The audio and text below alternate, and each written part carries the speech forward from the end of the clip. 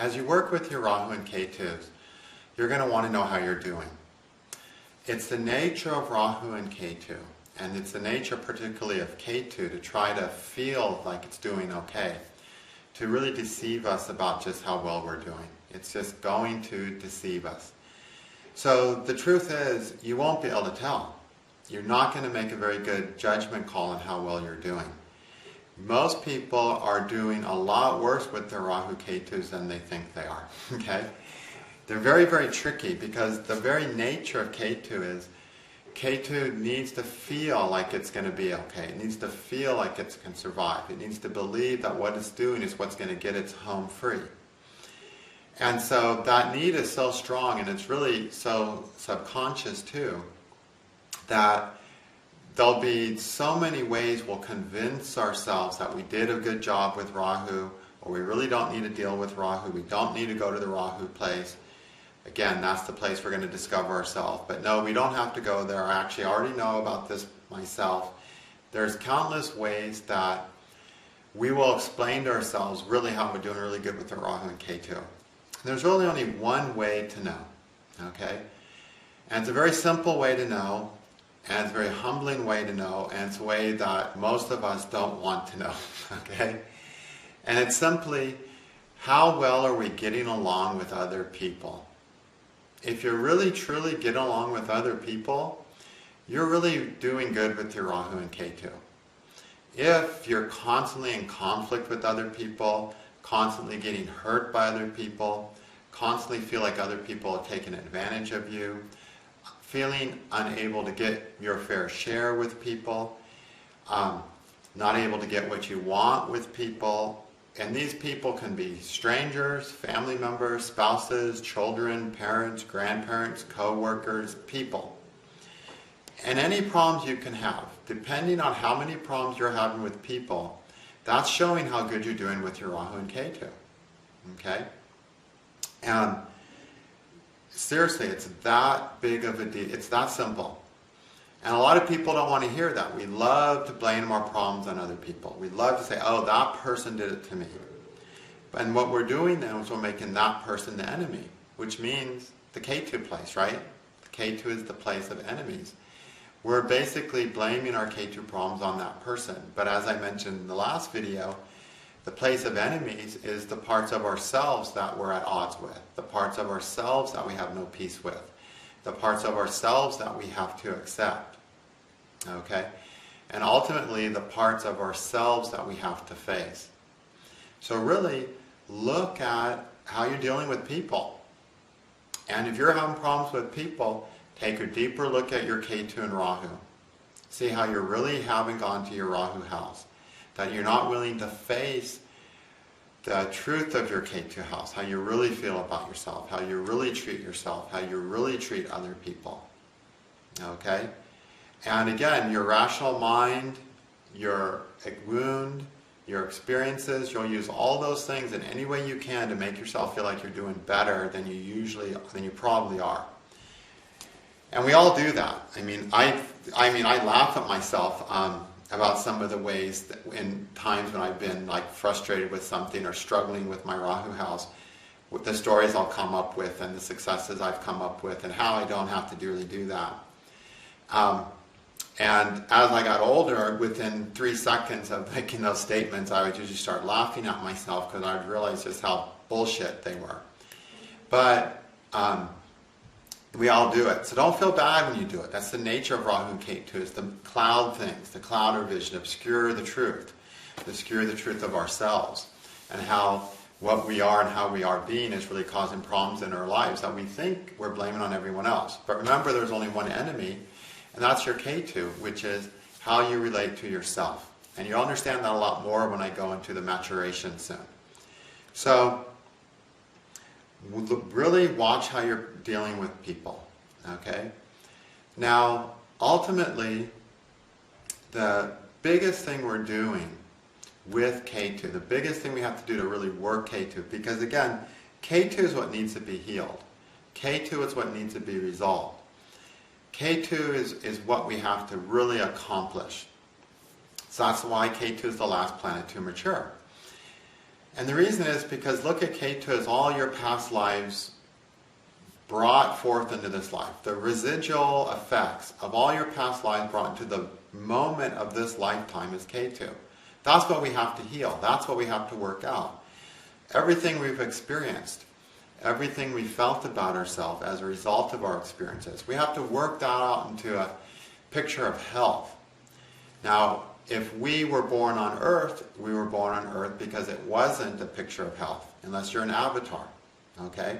Some people even try to make themselves believe they're an avatar, and that's a really good sign usually that they're really dealing badly with their Rahu and Ketus. But some people do. They call themselves avatars and divine incarnations. And while those do exist, a lot of times the ones that believe they exist are just not handling their Rahu and Ketu access. So claims to glory and fame, that's another thing to look for. But that's not common, okay? That's very pathological. But in us common people, conflicts with people, not getting along with people, feeling hurt by people, not feeling like we're getting our fair share from people, feeling sad because of the effects of people in our lives. All these things, anything that makes you less than happy with dealing with a person is an indicator, okay? All right. So we have all this, not the residual effects, but all the experiences, everything we feel about ourselves, we come into this lifetime to work out. And we're not at peace with that, unless, again, we're an avatar. And not being at peace with it, that's our job. So you're not supposed to be at peace with it. You're supposed to be a suffering, hurting, broken unit when you show up on planet Earth. God doesn't send us down here unless we're broken, okay? Because this is the place where we get to go to Rahu, go on our journey into the Rahu house, into the Rahu sign, get the Rahu experiences we need to come to terms with who we are so that we can finally face ourselves at Ketu and resolve everything up to this incarnation, to resolve it all happily. If we don't resolve it, we resolve it to the degree we've resolved it, and then next lifetime we're born to continue resolving it for however long it takes. Okay? So ultimately, we have to face Ketu. That's what we really have to do. Now, the key word here is face. Okay? We have to face ourselves. We have to look in the mirror and see ourselves. So another thing you can look at in respect to your Rahu and Ketu, I use this a lot with my clients, with people. I watch and see what's happening to their face. Okay? Literally, because our face is a symbol, an omen of how we're facing ourselves. Okay? If a kid has acne problems, if a person has other kinds of facial problems, if the person gets in a car accident and gets hit in the face, if the person gets some kind of skin eruptions on their face, if a person starts getting dry skin on their face, anything unusual has to do with our face, has to do with the fact that we're not facing some part of ourselves. Okay? So I look for face omens with people. If a person's face has something that happened that's made it worse than it was the day before, I know they're not trying to face some part of themselves. And so the universe has come along and done something to their face. Okay? One person, many years ago started having facial problems. And I was like, yeah, this person's not facing themselves, And when I had tried talking to them, they really didn't want to face themselves. And then that, they never did. And they progressed to a more and more difficult place. Okay? So our health is an omen of what's happening in our life very much. But the face especially has to do with, are we really facing ourselves honestly? Okay? That's the Ketu house. Makeup. Okay? Are people putting excessive makeup on? Will they not answer the door unless they've woken up and put a full face of makeup on? Okay, they're not truly facing themselves. They're not letting anyone see their real face. That's another indicator of people who are struggling with their Rahu-Ketu access, struggling with honestly seeing themselves. So, not that there's anything wrong with makeup. Makeup is fun. Makeup has a purpose.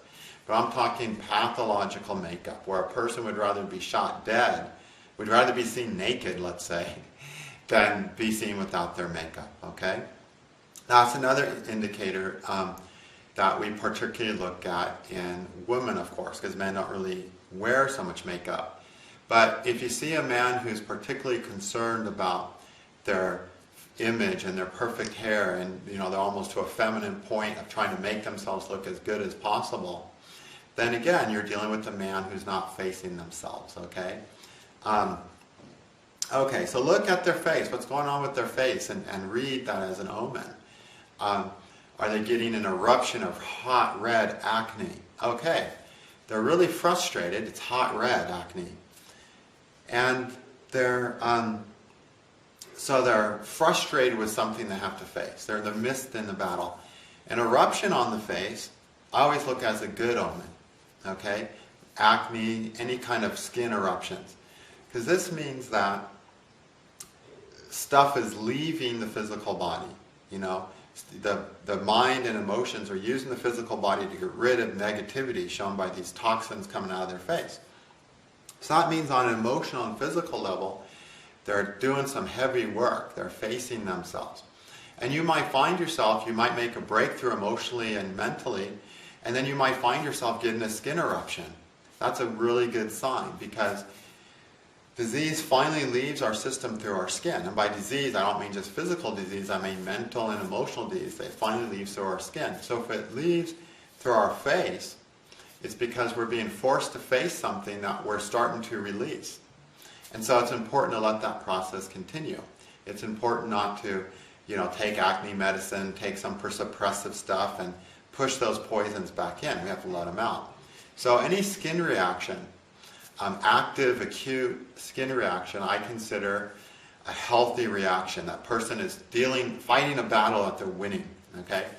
Now, if a person gets a facial reaction that goes on for years, like an eruption it becomes a chronic eruption for years, months, years. So acne for months and years. This means they're in this long-term brutal battle of struggling to face themselves, but they're really not completely able to face themselves to where they can succeed in their face clearing up. Okay? And so those people need help. Okay? You get one person who makes a breakthrough, then they have a short bout of acne or zits or any kind of eruptions. It could be blackheads, just poisons coming out of their skin. Then, great.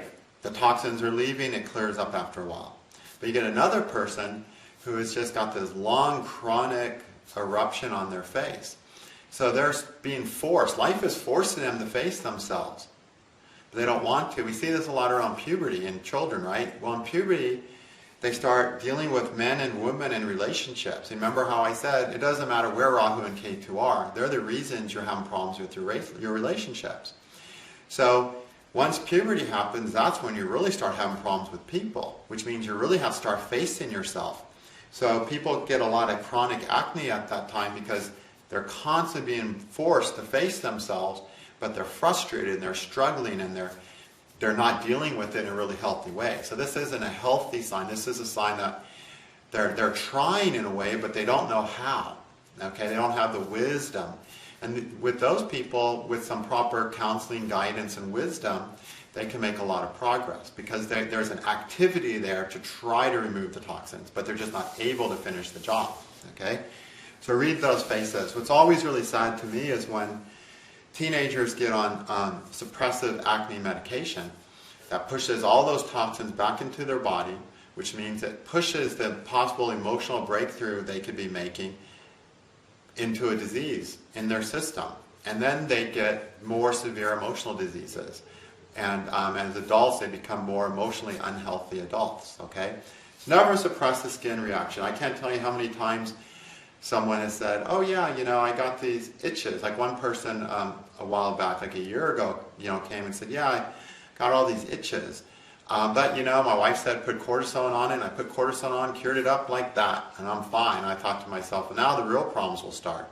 And that's exactly what happened. Over the next year, their health deteriorated. And this person always been healthy their whole life, but they had a huge stress in their family.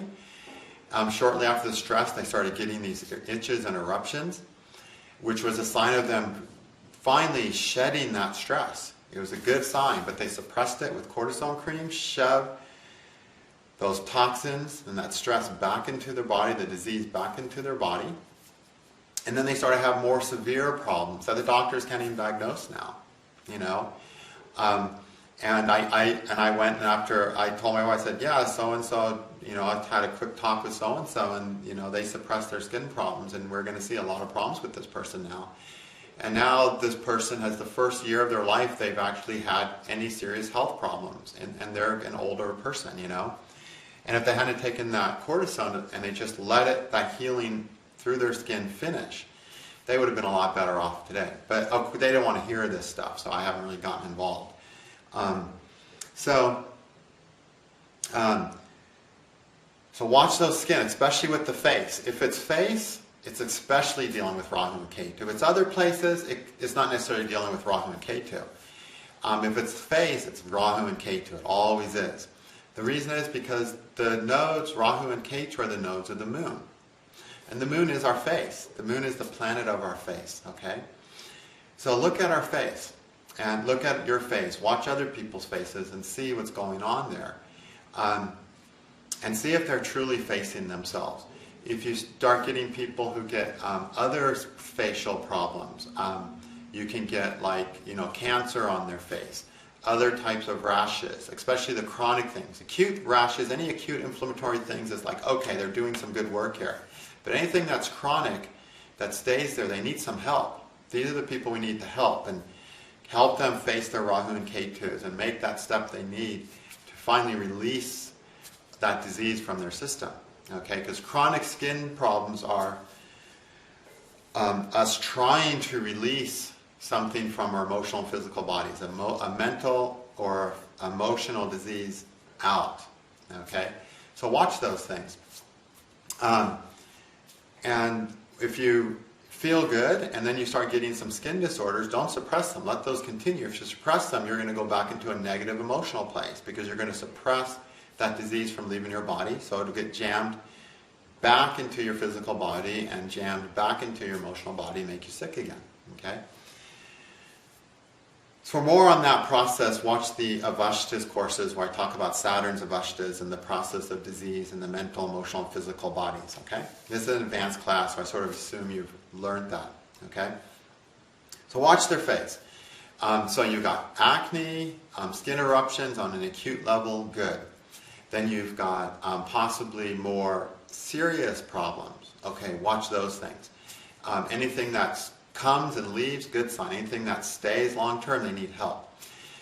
Anything like a cancer, anything like that is showing really serious inability to face themselves, where for years and years the person has refused to face the truth of themselves, to face the truth of their Ketus, like for years and years. And as a result, they're going to have, their body can't, process anymore, and then they get a more serious problem in their face. The other thing you'll commonly see on facial stuff is a lot of like damage to the face. Okay, damage to the face, and and watch that omen. Like for instance, I'll give you a little omen on my own life recently. So I'm clearing out my yard. The other day I spent 4 hours in my yard clearing out all this dead wood. This yard hasn't been touched ever, so it's like a forest, an overgrown forest. I can't even walk through it. And I'm crawling under bushes with my, my cutters and trying to cut those things and grab them and crawl out. And I get scratched all over my arms and legs. I really get scratched all over. But this particular time, I got 2 scratches on my face. One right here and one right here. And of course, they were very minor, just very mild scratches. They didn't really bleed. You probably can't even see them on the camera. Really minor scratches. But it was still a scratch to my face. So there's something about my Ketu I'm not facing, right? And then I was in the jungle. I literally was in the woods. Like I'm in this woods that's so dense in my yard. It's like 1 acre. It's so dense and thick and dead wood and dry wood and scraggly stuff, and I'm just scrambling through there and crawling through there to get to where I can cut it, because the trees are like, the bushes are like supposed to grow up, but they're so overgrown they're growing sideways. So I have to crawl under the sideways branches and clip them down at the bottom and pull them out. So it's a very vulnerable place to get scratched and torn up, But this was the first time I got scratched on my face. I get scratched every time. This time I got scratched on my face. In the jungle. So I'm thinking to myself, okay, I'm venturing into the Rahu jungle here. That means in my life I must be venturing into the Rahu jungle. Yet there's something about myself I'm not being honest with, I'm not facing, therefore I got some really minor scratches. They're not huge things. I didn't like, try to knock a branch off with my axe and have the axe bounce off the branch and hit me in the face and, break a bone. That would have been like a serious thing I wasn't facing. It's a very, very, very, very minor little thing, but lets me know, okay, Ketu's tricking me somewhere. I have to lay down, figure it out, and figure out how is Ketu tricking me today, right now, this week, okay? So look for damage to your face. If you get smacked in the face, if you get in a car accident, if you get slapped in the face even, someone slaps you in the face, even though, yeah, evil them, they did that, there's an omen there. On the other hand, if you get something fixed on your face, okay, say your face improves somehow, say you had a car accident years ago that gave you some damage to your lip, and so you had like a little lip that went like this, and then finally life worked out that you got a surgery to fix that scar tissue. Now your lip's better. That's a good omen. That's a healthy omen that, okay, life is showing you this thing that you haven't been facing. You're facing it now, and that's why your face gets a little surgery to fix it. So watch the face, okay? That's another good omen. The thing is, you always won't be getting facial omens, but you'll always have someone in your life to cause you stress, right? To let you see how you're doing with your Rahu and Ketus. If you're having problems with people, see, what troubles am I feeling? Okay, if you hurt your face, think of the situation. What's happening in my life right now?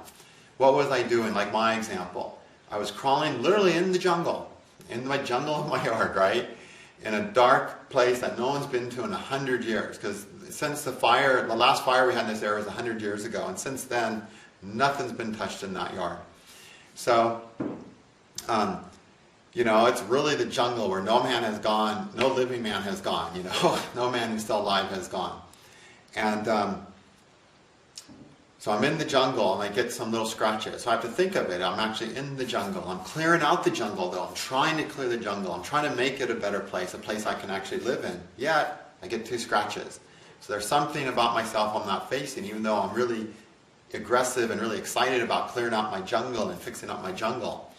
But there's something I'm missing, little things. 2 of them, 2 scratches, one here and one here. And when I sit down to contemplate this, I haven't had time actually, I'll think about where it happened, one here, and I'll actually think about the part of the face it happened on. And read it as an omen.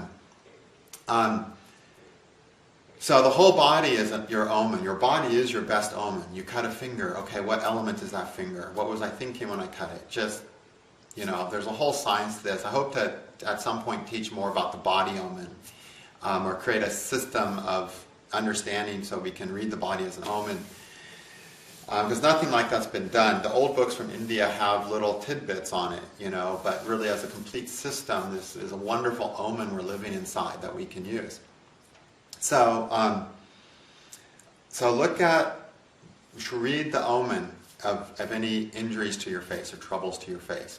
Look for good things to happen if anything improves on your face. If you fix something on your face or your face just starts looking better and healthy, or you see wrinkles disappearing, anything like that, okay, it means you face some part of yourself, and now your life will get better. Because when you face your Ketu, life gets better. If you've had a history of long-term acne, and all of a sudden it goes away, well, okay, that's a tricky space. It's nice to think, oh yeah, I'm finally facing myself, I finally worked all that out. But more often the case is when long-term acne ends in most people, it's because finally their body doesn't have the energy to keep it up, to keep the fight up. And so they've been struggling to face themselves, and they just decide they're not going to anymore. It's like, screw it, I'm not going to try. I'm done dealing with this. So look what is happening at your life at that time. If you are really feeling better, like emotionally feeling better than you had in a long time, and your face clears up, great. You face something, you've processed something, it's better. But if you've just resigned yourself to something, or you've just decided, well, I'm just going to have to do this or else, if you've done any kind of made any kind of determined choice to be a certain way, to deal with things a certain way, that doesn't have this accompanying lightness and joy and happiness with it, probably you've just decided not to go there anymore. And you just decided to deal with it on a mundane level as best you can and say, fuck it. This is what I'm going to do. Okay? I'm just going to live with it and bear with it. This is my bad fate. This is not going to get better. I'm just going to live with it until I die. Anything like that going on, it's because your energy has given up. You're just tired of fighting it. That happens, again, go back. You had the energy to fight for a long time. You had the chronic skin stuff going on in your face. So now, now get the help you need to process it. Learn about your Rahu and Ketus and bring it back up, okay? I'd be curious if anyone has started having skin eruptions on their face through this course. If you did, that's wonderful. I would consider that a really good sign, okay? So those are how I look at how my Rahu and Ketu is doing. That's how I look how other people's Rahu and Ketus are doing. And really within a few minutes of talking to someone and hearing them to the amount that they complain about other people, their frustrations with other people, their disappointments with other people, right away that gives you a bearing on what's going on with their Rahu and Ketu. It also gives you a bearing on what they are, what they don't want to face. What we don't want to face is the person who keeps causing us trouble, right? We don't want to see that person, right? We don't want that person in our lives. Well, that's because,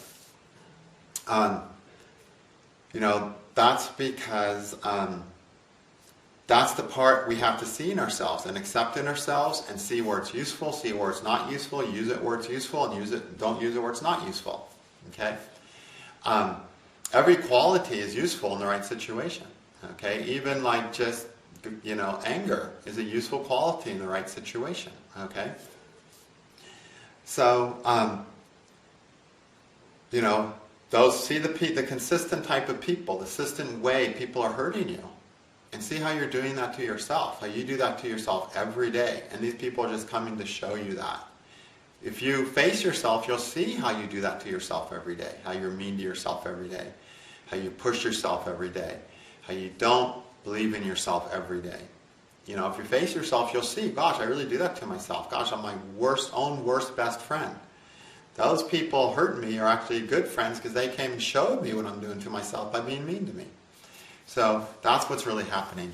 I'll talk a lot about that in a future course when I want to do a course on the wounds and how to predict the wounds with the chart eventually, and then I'll talk a lot about that. But right now we got to stick to Rahu and Ketu.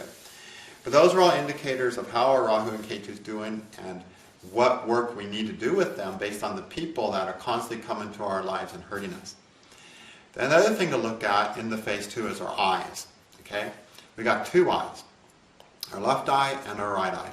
The eyes is how we see things. So to face ourselves, we have to see ourselves, right? So problems with the eyes are especially important. Okay? One person I know, and if I have to rate the people that I've met, had acquaintances with, who has the best capacity to see themselves to the worst capacity, the one person who has, I would say, probably the worst capacity on earth to see who they really are, has a very strange eye problem. And that is that their eyes can't focus rapidly. So say if you ask them, there's a clock there, and you say, what time is it? And they look at the clock, they can't just glance at it like this. They have to look at it for several seconds before the clock will focus, before their eyes will focus on that new distance of the clock. Okay? Another person I knew who had a lot of facing herself issues had an eye injury that led to a lack of depth perception. Eye-face injury that led to a lack of depth perception. And again, she could never see deeply into herself. She lacked the ability to see deep into herself. Okay? So though she devoted herself to a spiritual life, it really stunted her progress because she could never really see deep into herself on a psychological level. So she just couldn't win that psychological battle. At least not in the many, many years I worked with them. So, the eyes are especially important. They're the part of the face, and they're literally the part of the face we see with. And I always like to look at people's eyes. And even if a person, so look what's happening. Left eye and right eye. Okay. Right eye is the part of the eye that we are thinking with, and left eye is the part of the eye that we're feeling with. So I'll watch people's eyes. And if somebody's like, talking to me, and their left eye is smaller than their right eye. You know how sometimes people, when their eyes will kind of droop and get a little smaller? Then I know, as they're talking to me, they've cut their feelings off to tell me what they're telling me, which means there's an emotional level of bullshit going on. Okay? And so sometimes when I've seen that, I've said, look, you're not really telling me what you're feeling. You're telling me what you think you're feeling, but you're really not feeling right now. What are you feeling right now? I just want to know what you're feeling right now, because they got that eye droop and the eye shut, which means they're not seeing fully with their left eye, with their feeling side. Okay? I usually see the left eye smaller than the right. I don't usually see people's right eye getting smaller, but if it does, it means that they've gone over the board emotionally and they're not being rational anymore. Okay? So at that point, just wait for them to chill out and wait till they get into a more balanced place with themselves. Okay? All right, so that's just another simple thing. Look at the eyes. Another person, another person I knew had a very difficult time facing themselves. They were an astrologer, really, really capable astrologer, but when it came to themselves, they had a huge blind spot, and they had, a lazy eye. The left eye was lazy. It would always go look somewhere else. Like it wouldn't look here. It would always go somewhere else. So like on an emotional side, she just couldn't see straight. She couldn't see herself on an emotional side. Like her eye just wouldn't go there, wouldn't focus. It would just be a lazy eye and drift down. So these things can be little omens of how a person is facing themselves. Of course, injuries to the eyes are serious injuries. No one wants to lose an eye or damage an eye.